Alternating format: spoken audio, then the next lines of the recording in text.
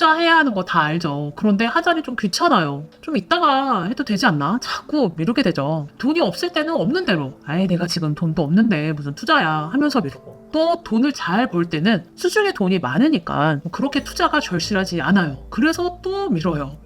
뭐 지금 나 열심히 회사 다니고 있고, 어떤 분은 뭐 사업도 잘 되고 있고, 나 아직 건강하고 가게도 잘 되고, 나 뭐 전문직이고, 그러니까 노후에 별 문제 없겠지 하는 분들 정말 조심하셔야 됩니다. 대한민국 평균 퇴직 나이가 50세예요. 절대 먼 미래가 아니죠. 그런데 한국인들의 평균 기대 수명이 2024년 현재 83세를 넘었어요. 여기서 정말 슬픈 부분이 있는데, 국민연금연구원 자료에 따르면 2021년 기준 65세 이상 은퇴 연령층의 상대적 빈곤율이 46.9%에 이른다는 거예요. 정말 충격적이죠. 한마디로 65세 이상 분들 중에 절반가량이 평생 열심히 일하시고서도 은퇴 후에 경제적으로 어려움을 겪고 계신다는 겁니다. 이런 많은 어르신들의 빈곤한 삶이 내 미래가 되지 않으려면 자산 투자와 무형 투자가 동시에 이루어져야 하는데요. 결론부터 먼저 말씀드릴게요. 첫째, 자산 투자는 한국 부동산, 미국 자산, 기타 자산으로 분산 투자가 되어야 하고요. 둘째, 무형 투자는 세상에 나의 전문성을 알리고 이를 판매할 수 있는 능력을 개발하는 투자가 이루어져야 합니다.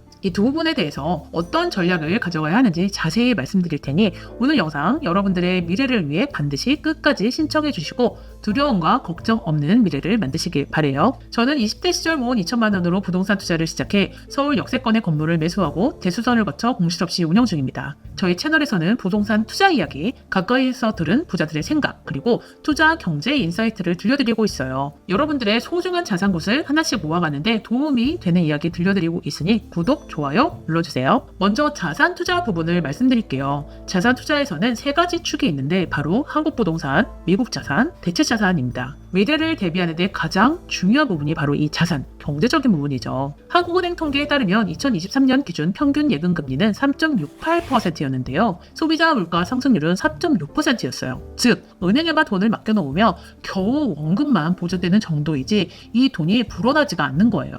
심지어 예금금리가 계속 낮아지게 되면 내가 가지고 있는 돈의 가치가 실질적으로 계속 하락하게 되는 거죠. 우리는 투자를 통해서 매년 어떤 식으로든지 물가 상승률 이상의 수익률을 내야 해요. 그래야 그나마 내가 번 돈의 가치를 유지시킬 수 있습니다. 간혹 이렇게 말씀하시는 분들도 계세요.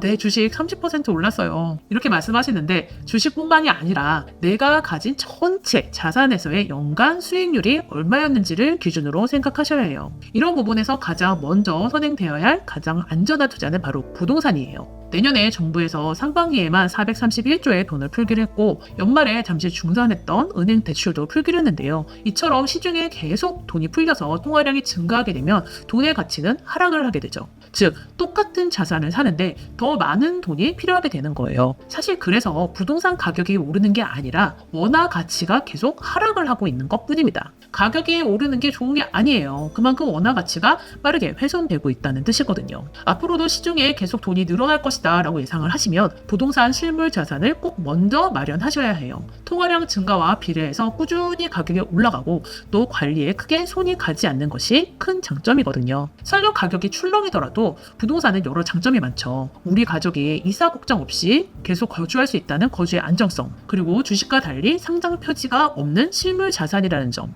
또 돈이 필요할 때 잠시 부동산을 담보로 돈을 빌려서 쓸 수 있다는 융통성에서도 매우 큰 장점이 있어요. 그래서 투자의 시작점은 반드시 부동산이 먼저 되어야 합니다. 그러면 언제 어떤 부동산을 투자를 해야 하나요? 이거는 은퇴 시기를 좀 보셔야 하는데요. 은퇴하기 10년 전까지는 자산의 가격을 키우는 투자를 먼저 하시고, 즉 인플레이션을 해지하는 투자죠. 그리고 은퇴하기까지 한 10년 정도가 이제 남았다. 이 시점부터는 월급이 이제 안 나올 거잖아요. 그걸 대비를 해서 가지고 있던 부동산들을 서서히 월세를 받는 형식으로 변경해서 부동산에서 월급을 받는 구조를 만드셔야 해요. 그리고 은퇴 시점을 계산을 해서 대출의 규모도 점점 줄여가는 작업이 필요합니다. 자산 투자에 있어서 두 번째 축은 바로 달러 자산인데요. 한국에서 부동산 투자를 주로 하시는 분들이 이 미국 달러 자산까지는 많이 신경을 못 쓰시는 경우가 많아요. 그런데 어느 정도 자산이 쌓인 단계부터는 특정 자산군에만 내 자산이 몰려있는 것이 더 큰 리스크가 됩니다. 그리고 이제 부동산 투자에서 주의할 점은 매수 자체, 그러니까 등기를 여러 개 쳐본다, 뭐 다주택자가 된다, 이런 거 자체에 대한 좀 욕구가 생기거든요. 그러니까 사고 싶은 게 많아지는 거예요. 그래서 정말 조심하셔야 돼요. 사실 출구 전략도 없이 이상한 지역에 있는 역전세 나는 아파트를 몇 채 사서 결국 역전세랑 종부세에 물리는 경우를 많이들 보셨죠. 또 이제 건물도 임대도 안 들어올 막 구석에 막 좁은 4m 도로 막 외진 곳에 사서 물리는 경우도 많고요.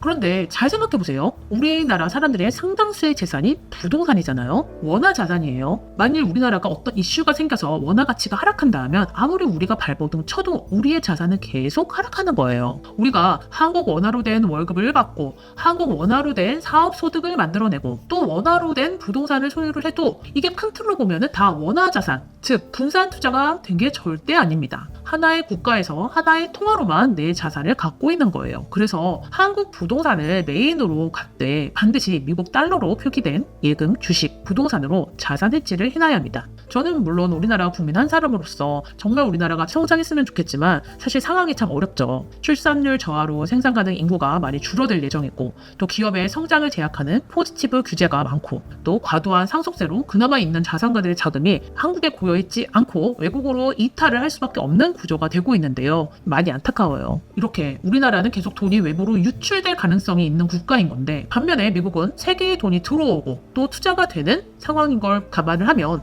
투자로서 미국으로의 자산 분산은 반드시 필요한 부분입니다. 이러한 푸름을 아시고 투자자분들이 이미 많이 미국으로 투자를 하셨는데요. 한국 예탁결제원에 따르면 지난 11월 한 달간 미국 주식의 국내 거래액이 무려 90조 원까지 올라서 역대 최대치를 기록했다고 해요.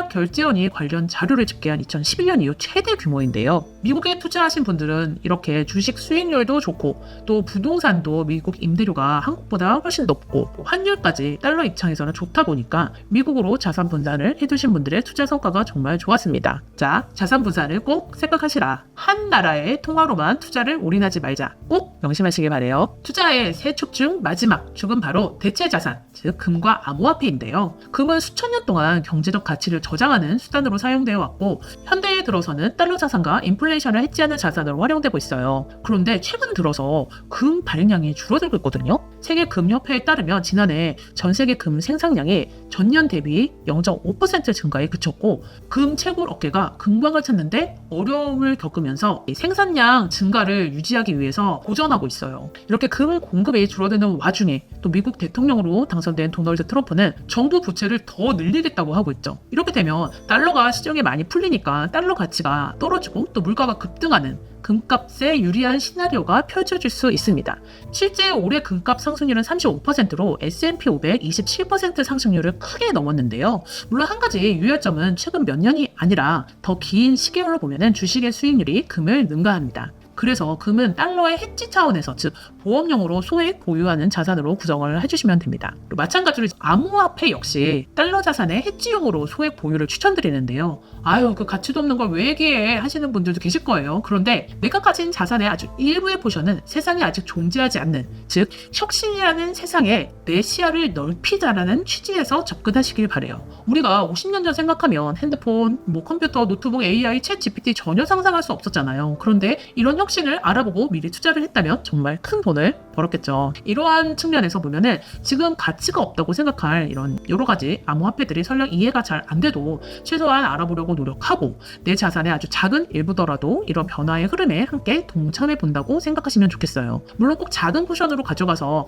혹시 이 혁신에 대한 내 생각이 틀리더라도 전체 자산의 하락을 위협할 정도의 규모가 아니도록 해야 하고요. 반대로 만일 내 생각이 맞았다면 또 큰 수익률을 기대할 수도 있다 정도로 생각해 주시면 되겠습니다. 여기까지가 자산 규모를 확대하는 차원의 이제 세 가지 축을 말씀드렸다면 한 가지는 제발 투자의 기회비용을 날리지 말자는 차원에서 자산가분들, 전문직분들, 목돈 좀 마련하신 분들 제발 보험 많이 들지 마세요. 보험 판매원들의 말에 설득돼서 불필요한 보험을 많이 들게 되면 그만큼 내가 내 미래를 위해 투자할 시드머니가 줄어드는 거예요. 몇백만 원짜리 매달 보험 들고 이러면 안 됩니다. 특히 전문직분들 이런 거 너무 많이 들으셨더라고요. 내 돈 수백만 원을 매달 보험료로 납입하는 순간 이 돈을 활용해 투자를 할 수 있는 기회를 놓치게 되잖아요. 보험 판매원분들이 이런 몇백만 원짜리 고가의 보험을 판매하면 수입료가 건당 몇천만 원이에요. 진짜 세서 어떻게든 내 투자금을 투자 대신 보험에 가입시키는 거죠. 제발 보험은 그 목적에 맞게, 그러니까 최악의 상황을 대비한 상품들, 내가 정말 다치고 집에 불이 나고 이런 상황을 대비하기 위한 안정망으로 필요한 거지, 마치 투자 상품처럼 포장해서 뭐 고수익을 약속하고 뭐 상속 증여세 채원을 마련해야 되면서 이렇게 설득하시는데 조금만 더 신중하게 생각하셨으면 좋겠습니다. 보험은 이런 분들만 보세요. 부동산으로 월세 세팅 다 했고, 뭐 주식으로 배당금 세팅 다 했고, 연금계좌 연금저축 다 들었고, 이러고서도 돈이 너무너무 많이 남아. 이런 분들만 고민하시길 바랍니다. 그럼 보험 대신 여유금을 어떻게 해야 할까요? 고민이시라면 매달 일정 금액의 월세나 배당이 나올 수 있는 자산에 투자를 해서 내가 내 스스로의 보험이 되어주시길 바래요. 자, 미래를 준비할 두 가지 부분, 자산 투자와 무형 투자 중에 오늘 자산 투자에 대해서 먼저 말씀을 드렸고요. 다음 편에서는 보통 투자하면 이제 돈 측면만 계획을 짜시는데 이게 전부가 아니에요. 설령 자산이 없어져도 살아날 기회를 찾고 또 자생력을 가질 수 있는 투자에 대해서 말씀을 드리겠습니다. 절대로 놓치지 마시고 다음 편도 꼭 시청하시길 바래요. 자산 전반에 대해서 어떻게 플랜을 가져가야 될지 도움이 필요하시다면 편하게 연락 주시면 됩니다. 영상 봐주셔서 감사합니다. 오늘도 성장하는 하루 되세요.